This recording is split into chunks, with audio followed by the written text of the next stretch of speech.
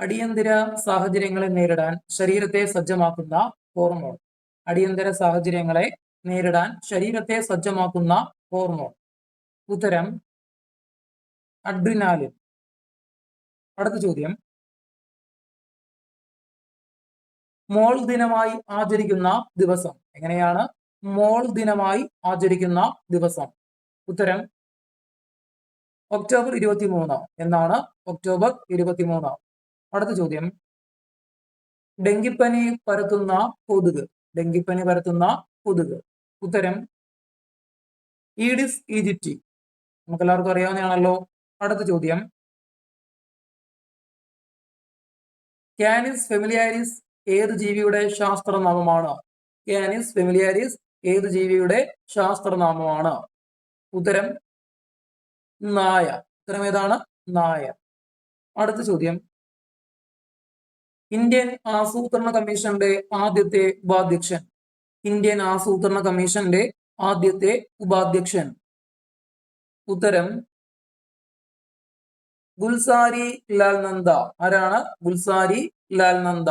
മറക്കല്ലേ. അടുത്ത ചോദ്യം, ഹിമാലയത്തിലെ ഏറ്റവും ഉയരം കൂടിയ പർവ്വതനിര.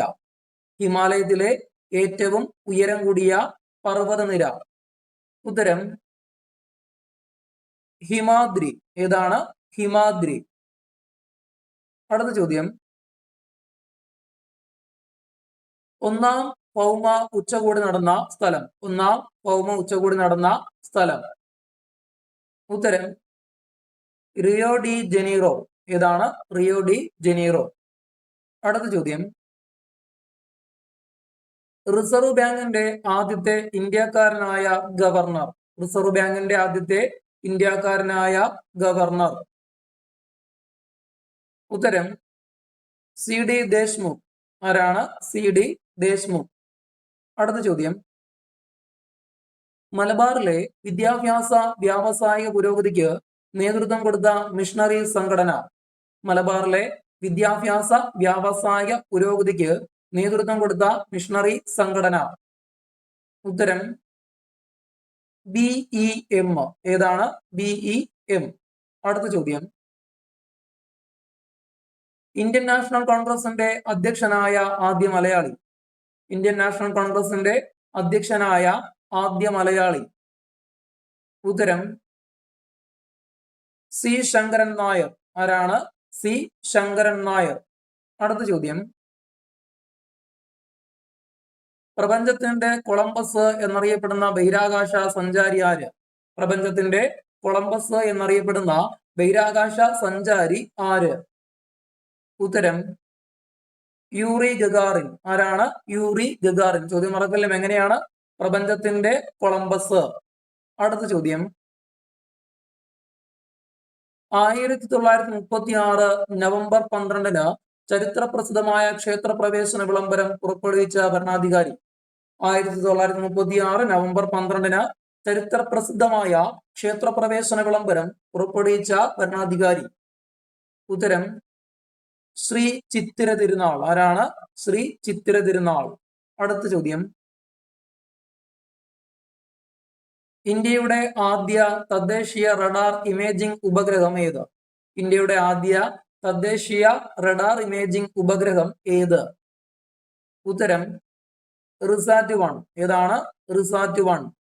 അടുത്ത ചോദ്യം, ഏതു വർഷമാണ് ഇന്ത്യൻ രൂപയുടെ പുതിയ ചിഹ്നം ഔദ്യോഗികമായി അംഗീകരിക്കപ്പെട്ടത്? ഏതു വർഷമാണ് ഇന്ത്യൻ രൂപയുടെ പുതിയ ചിഹ്നം ഔദ്യോഗികമായി അംഗീകരിക്കപ്പെട്ടത്? ഉത്തരം 2010. ഏതാണ്? 2010. അടുത്ത ചോദ്യം, ആരുടെ ആത്മകഥയാണ് കുംഭസാരങ്ങൾ? ആരുടെ ആത്മകഥയാണ് കുംഭസാരങ്ങൾ? ഉത്തരം റൂസോ. ആരുടെയാണ്? റൂസോ. അടുത്ത ചോദ്യം, ഇന്ത്യയിലെ ഏറ്റവും വലിയ കണ്ടൽക്കാടുകൾ ഒരു കടുവ സംരക്ഷണ കേന്ദ്രം കൂടിയാണ്. ഇത് ഏത് സംസ്ഥാനത്താണ് കാണപ്പെടുന്നത്? ചോദ്യം ശ്രദ്ധിച്ചോണേ. ഇന്ത്യയിലെ ഏറ്റവും വലിയ കണ്ടൽക്കാടുകൾ ഒരു കടുവ സംരക്ഷണ കേന്ദ്രം കൂടിയാണ്. ഇത് ഏത് സംസ്ഥാനത്താണ് കാണപ്പെടുന്നത്? ഉത്തരം ഏതാണ്? ഉത്തരം കിട്ടിയോ? പശ്ചിമ ബംഗാൾ. ഏതാണ്? പശ്ചിമ ബംഗാൾ. അടുത്ത ചോദ്യം, 1959 ജർമ്മനിയുടെ സാങ്കേതിക സഹായത്തോടെ ഇന്ത്യയിൽ സ്ഥാപിച്ച ഇരുമ്പുരുക്കുശാല എവിടെയാണ്? 1959 ജർമ്മനിയുടെ സാങ്കേതിക സഹായത്തോടെ ഇന്ത്യയിൽ സ്ഥാപിച്ച ഇരുമ്പുരുക്കുശാല എവിടെയാണ്? ഉത്തരം റൂർക്കേല. ഏതാണ്? റൂർക്കേല. അടുത്ത ചോദ്യം,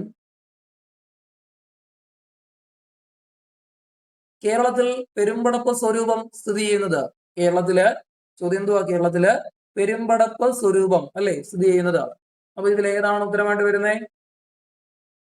കൊച്ചി. ഏതാണ്? കൊച്ചി.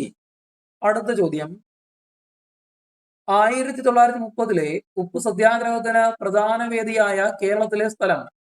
1930 ഉപ്പ് സത്യാഗ്രഹത്തിന് പ്രധാന വേദിയായ കേരളത്തിലെ സ്ഥലം ഏതായിരിക്കാം? നമുക്ക് എല്ലാവർക്കും അറിയാലോ. ഏതാണ് ഉത്തരം? പയ്യന്നൂര്. ഏതാണ്? പയ്യന്നൂര്. അടുത്ത ചോദ്യം, കുട്ടനാട്ടിൽ ആരംഭിച്ച തോട്ടപ്പള്ളി സ്പിൻവേയുടെ പണി പൂർത്തിയായത്?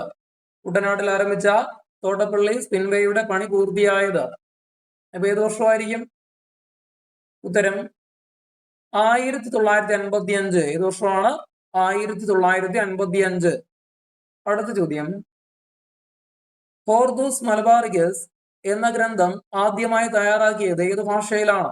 ഹോർത്തൂസ് മലബാറിക്കസ് എന്ന ഗ്രന്ഥം ആദ്യമായി തയ്യാറാക്കിയത് ഏത് ഭാഷയിലാണ്? ഏത് ഭാഷയിലാണ്? നമുക്കറിയാലോ ഹോർത്തൂസ് മലബാറിക്കസ് ഏത് ഭാഷയിലാണ്?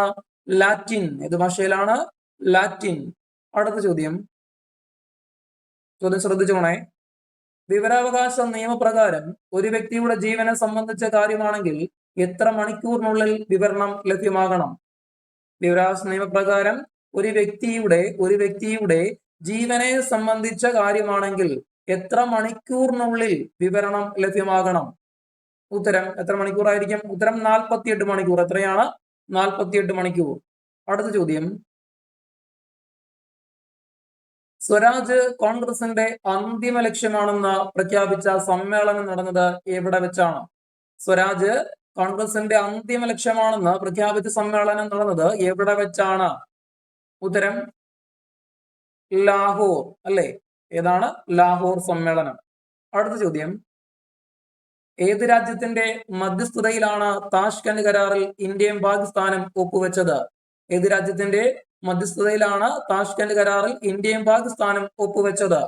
ഉത്തരം സോവിയറ്റ് യൂണിയൻ. ഏത് രാജ്യത്തിന്റെയാണ്? Soviet union. അടുത്ത ചോദ്യം, പച്ചഗ്രഹം എന്നറിയപ്പെടുന്ന ഗ്രഹം ഏതാണ്? പച്ചഗ്രഹം എന്നറിയപ്പെടുന്ന ഗ്രഹം ഏതാണ്? ഉത്തരം യുറാനസ്. ഏതാണ്? യുറാനസ്. അടുത്ത ചോദ്യം, ഭരണഘടനയിലെ 5 മുതൽ 11 വരെയുള്ള വകുപ്പുകൾ എന്തിനെ കുറിച്ച് പ്രതിപാദിക്കുന്നു? ഭരണഘടനയിലെ 5 മുതൽ 11 വരെയുള്ള വകുപ്പുകൾ എന്തിനെ കുറിച്ച് പ്രതിപാദിക്കുന്നു? എന്തിനെ കുറിച്ചായിരിക്കാം? ഉത്തരം എന്തിനെ കുറിച്ചാ? പൗരത്വത്തെ കുറിച്ച്. എന്തിനെ കുറിച്ചാണ്? പൗരത്വത്തെ കുറിച്ച്. അടുത്ത ചോദ്യം, ഇന്ത്യയിൽ ശാശ്വത ഭൂനികുതി വ്യവസ്ഥ നടപ്പിലാക്കിയ ഗവർണർ ജനറൽ? ഇന്ത്യയിൽ ശാശ്വത ഭൂനികുതി വ്യവസ്ഥ നടപ്പിലാക്കിയ ഗവർണർ ജനറൽ ആരാണ്?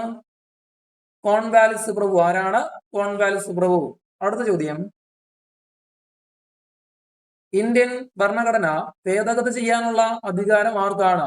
ഇന്ത്യൻ ഭരണഘടന ഭേദഗതി ചെയ്യാനുള്ള അധികാരം ആർക്കാണ്? ഉത്തരം ആർക്കായിരിക്കാം? പാർലമെന്റ്. അല്ലെ? ആർക്കാണ്? പാർലമെന്റ്. അടുത്ത ചോദ്യം, ബംഗാൾ വിഭജനത്തിനെതിരായുള്ള സ്വദേശി പ്രസ്ഥാനം രൂപം കൊണ്ടത്? ബംഗാൾ വിഭജനത്തിനെതിരായുള്ള സ്വദേശി പ്രസ്ഥാനം രൂപം കൊണ്ടത് ഏത് വർഷമാണ്? 1905. അല്ലെ? എന്നാണ്? 1905. അടുത്ത ചോദ്യം, സിൽവർ ഫിഷ് ഏത് വിഭാഗത്തിൽ ഉൾപ്പെടുന്നു? സിൽവർ ഫിഷ് ഏത് വിഭാഗത്തിൽ ഉൾപ്പെടുന്നു? ഉത്തരം ഷഡ്പദം. ഏതാണ്? ഷഡ്പദം. ഓക്കെ.